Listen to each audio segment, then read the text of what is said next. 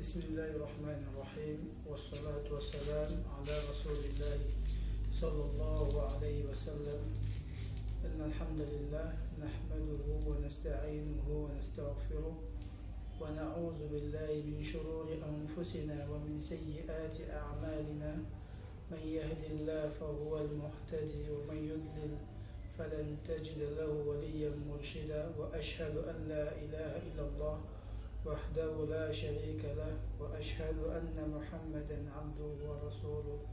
Alhamdulillah, chers frères et chères sœurs, on remercie Allah subhanahu wa ta'ala pour ses énormes grâces et nous le louons ainsi que nous le glorifions pour la ni'ma de l'islam, nous le glorifions pour la ni'ma de la foi et nous le glorifions de nous avoir fait parmi la communauté du prophète Mohammed alayhi salam, précisément parmi les gens de la Sunna, qu'Allah nous préserve sur cette voie-là et qu'il nous fasse mourir sur cette voie.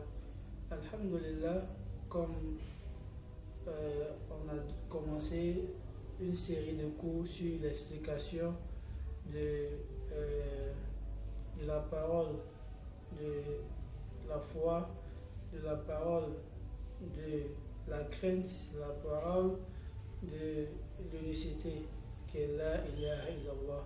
Cette parole-là même qui donne le statut de musulman à celui qui la prononce, qui n'était pas musulman avant. Cette parole-là, si son auteur, celui qui la prononce, l'a concrétisée réellement, elle lui servira comme clé, comme sa clé pour entrer au paradis. Et comme le disait un savant, il dit, ils ont posé la question à un savant de savoir, il dit, n'est-ce pas la ilaha illallah, la clé du paradis?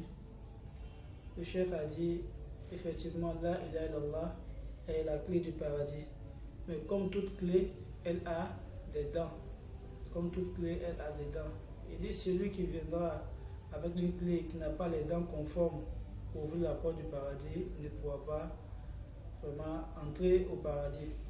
Et ces dents-là sont ces conditions.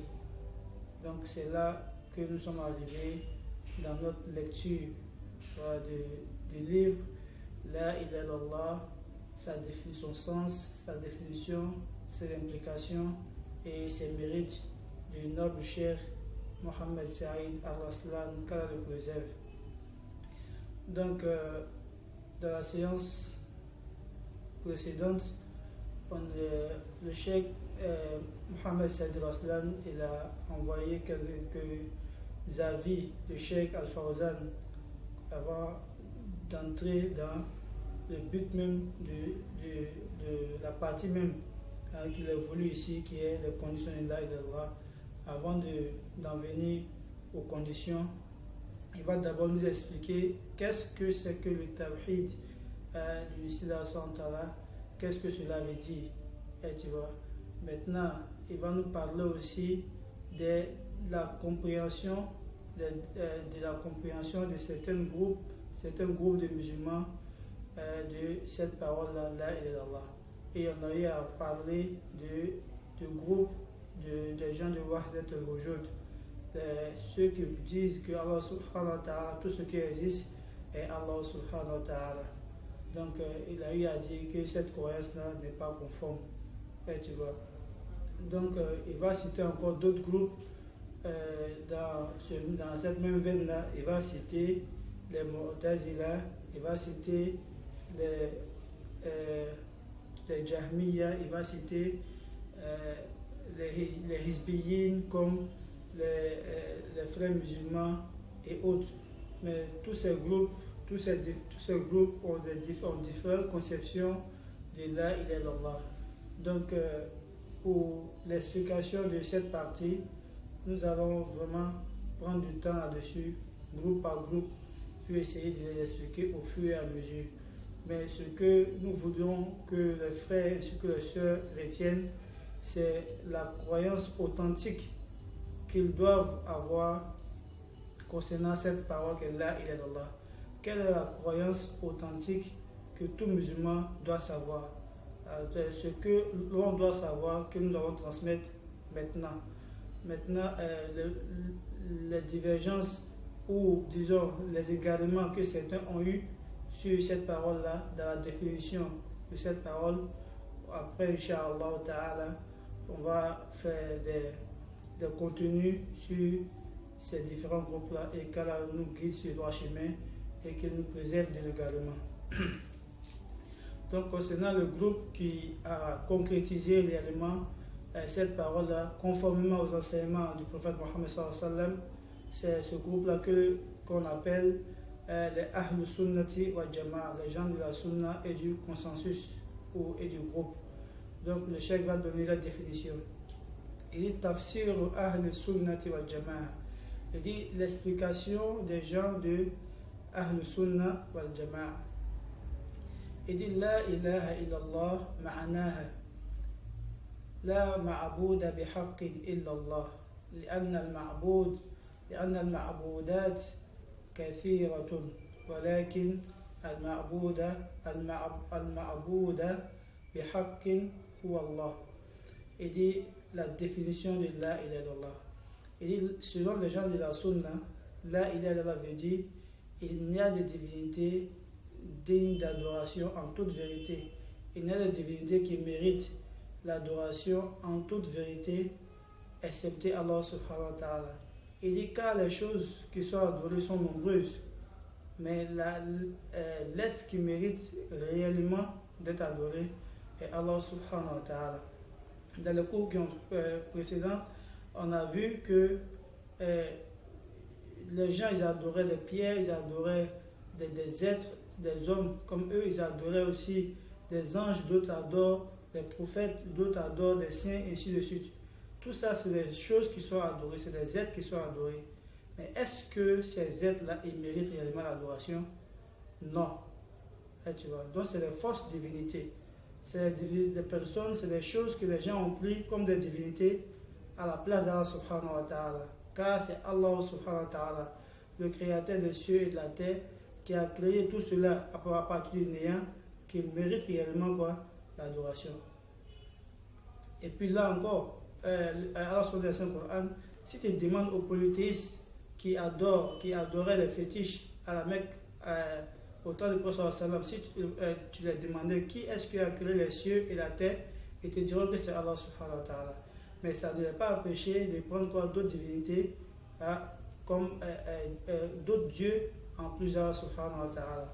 Donc pour dire, il y a beaucoup de choses qui sont adorées, mais toutes ces choses qui sont adorées là sont forcément des vrais dieux en réalité. Donc chez les Ahlus Sunnah wal Jama'a, l'être qui mérite l'adoration en toute vérité est Allah subhanahu wa ta'ala. وما سواه فعبادته باطلته. Et donc tout ce qui est adoré en Dieu de lui, l'adoration qu'on leur voue est vaine au fait. Elle n'aura aucun profit pour ses adeptes. Ceux qui adorent les prophètes, ils ne vont pas tirer le profit de leur adoration. Ceux qui adorent des anges, ils ne tireront pas profit de leur adoration. Ceux qui adorent les saints, ils ne tireront pas profit de leur adoration. Ceux qui adorent les pierres, les rivières, les montagnes, ils n'en tireront aucun profit. Aucun profit, si ce n'est que quoi, leur perdition et l'enfer, qu'Allah nous en préserve. كما قال تعالى ذلك بأن الله هو الحق وأن ما يدعون من دونه هو الباطل وأن الله هو العلي الكبير. Il dit dans ce sens, Allah subhanahu wa ta'ala dit quoi? Il dit c'est ainsi votre Seigneur Allah subhanahu wa ta'ala en toute vérité qui mérite d'être adoré. Et ce que les gens adorent en Dieu de lui est vain. Ce que les gens adorent en Dieu de lui est vain. وأن الله هو العلي الكبير. Et Allah subhanahu wa ta'ala est le tout élevé et le tout grand. Là c'est à la sourate Hajj, verset 62. Il dit فَلَا إِلَهَ إِلَّا اللَّهِ. Donc il dit فَلَا إِلَهَ إِلَّا اللَّهِ نَفْيُ وَإِثْبَاتِ. النفي الإلهية عما سوى الله عز وجل من المرسلين حتى محمد صلى الله عليه وسلم. Et donc là, il est Allah, c'est quoi? C'est une nafiyun, c'est une négation. c'est une négation, la négation de toutes les divinités en dehors d'Allah subhanahu wa ta'ala, jusqu'à des prophètes, jusqu'au prophète Mohammed sallallahu alayhi wa sallam. C'est-à-dire on nie tout ce qui est adoré, même si c'est des prophètes, même si c'est Mohammed sallallahu alayhi wa sallam lui-même, la meilleure des créatures d'Allah subhanahu wa ta'ala, il ne mérite pas quoi? L'adoration. ومن الملائكة حتى جبريل. Et aussi il dit des anges jusqu'à Jibril, aucun d'entre eux ne mérite quoi? L'adoration. فضلا على غيرهما من الأنبياء والصالحين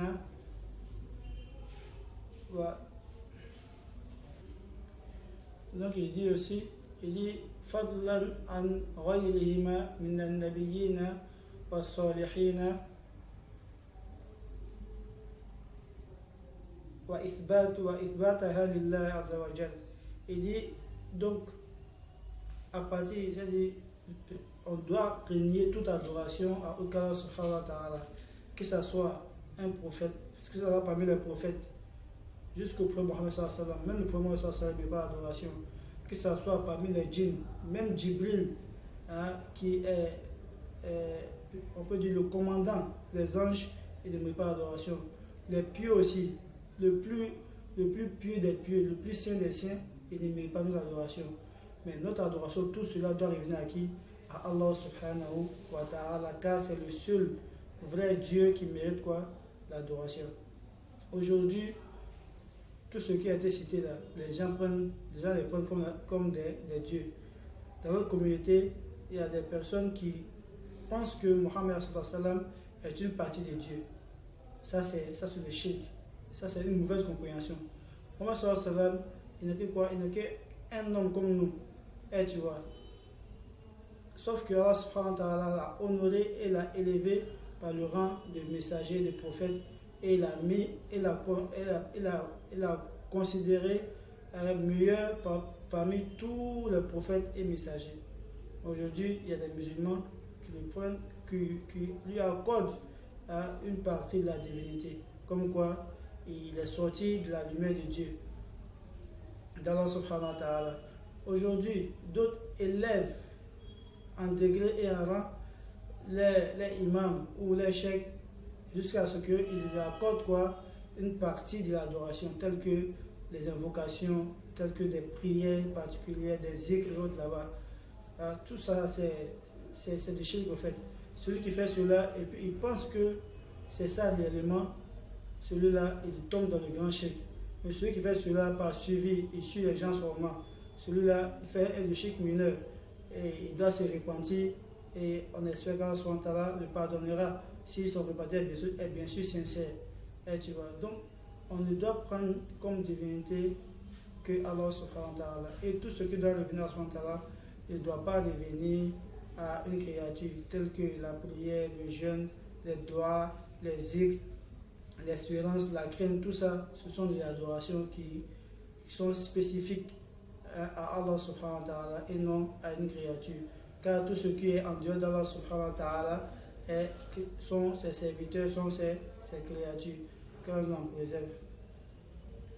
Donc le cheikh dit Kalimatu at-taqwa wa asasu at-tawhid wal-urwatu al-wuthqa kalimatu la ilaha illallah.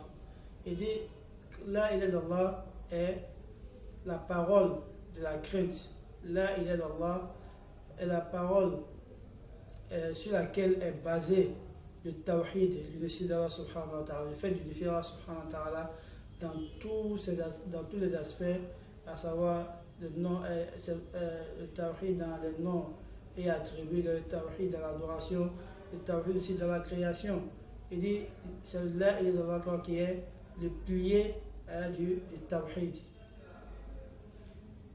دلالة على جميع أقسام التوحيد التي ذكرها أهل السنة والجماعة على هذا النحو. Il dit cela est une preuve pour tout, comme je l'ai dit, tous les contours de tawhid, à savoir sur lesquels que les gens de la Sunna et Al-Jama'a sont basés pour faire sortir tous ces différents types de tawhid là. Pour dire c'est de là il est Allah que les gens de la Sunna ils se sont inspirés à travers le Coran et les hadiths prophétiques pour classifier les différents types de tawhid. Et le cheikh va envoyer les différents types de tawhid et leurs définitions. Donc, il dit dalalatuha ala al-uluhiyya. Il dit la preuve du tawhid al-uluhiyya, la preuve de l'unicité dans l'adoration. Il dit لأن معناها أنه لا مستحق لعبادة إلا الله تعالى. Le tawhid dans l'adoration veut dire qu'il n'y a d'aide qui mérite l'adoration excepté Allah subhanahu wa ta'ala. فلا إله نفت استحقاق العبودية عما سوى الله. Il dit le la ilaha, c'est-à-dire il n'y a de divinité. Il dit ça a rejeté toute adoration pour autre qu'Allah subhanahu wa ta'ala. Il dit illallah asbat jami'a anwa'i al-ibadati lillah. Il dit illallah, excepté Allah, est venu confirmer toutes sortes d'adoration à Allah subhanahu wa ta'ala. Wahdahu la sharika la, seul sans l'associer. Donc c'est pour dire que la parole de la ilaha qu'on prononce, vraiment c'est pas une parole qui est vaine. Et tu vois, c'est pas une parole qui est vaine, c'est une parole qui est pleine de sens. Et vraiment tout musulman et musulmane doit vraiment s'inquiéter, doit se soucier de connaître vraiment sa signification réelle et de travailler dans ce sens. Donc on va s'arrêter là pour aujourd'hui. Sur ce, on demande à tous nos frères et sœurs vraiment de vraiment s'intéresser à l'apprentissage de cette parole-là, après l'apprentissage de l'appliquer dans leur vie et de la transmettre d'abord à leur famille et ainsi de suite au fur et à mesure. Qu'Allah nous assiste, qu'il nous préserve, qu'il fasse de nous musulmans purs et sincères, qu'il nous guide sur le droit chemin. هذا سبحانك اللهم وبحمدك نشهد أن لا إله إلا أنت نستغفرك ونتوب إليك صل سبحان ربك رب العزة عما يصفون وسلام على المرسلين والحمد لله رب العالمين. Donc dans le cours précédent, on va voir le tawhid al-rububiyya et puis le tawhid asma wa sifat. C'est-à-dire on voit l'unicité d'Allah subhanahu wa ta'ala dans ses noms et attributs. Et puis on va voir l'unicité d'Allah subhanahu wa ta'ala dans l'adoration. Est-ce que Allah subhanahu wa ta'ala a des noms? Si oui, quel comportement nous devons avoir avec ses noms et ses attributs? Est-ce que la création a la haute propriétaire et la haute hauteur, si ce n'est Allah subhanahu wa ta'ala? Tout ça, dans ces deux parties-là, Inch'Allah, on va essayer d'expliquer. Salut subhanahu rabbika wa salamun alhamdulillah wa rahmatullahi wa barakatuh.